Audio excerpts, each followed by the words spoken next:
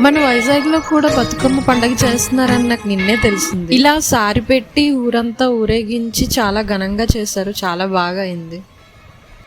పిల్లల నుంచి పెద్దల వరకు అందరూ కూడా సారిని ఊరేగించి చాలా ఘనంగా చేశారు. చాలా బాగా చేశారు. ఊరేగించాక సారి మొత్తం అమ్మవారికి సమర్పించారు గుడిలో.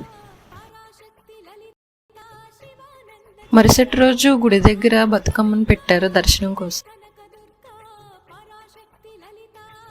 ఈ దుర్గాదేవి విగ్రహం మా ఇంటి దగ్గరలో పెట్టారు. చాలా అందంగా ఉన్నారు కదా.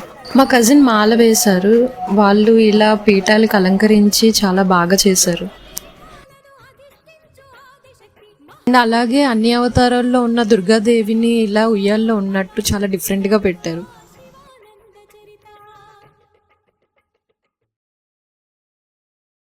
అండ్ కోల్కతాలో మా ఫ్రెండ్ వాళ్ళ ఇంటి దగ్గర దుర్గాదేవి విగ్రహం ఇలా పెట్టారు.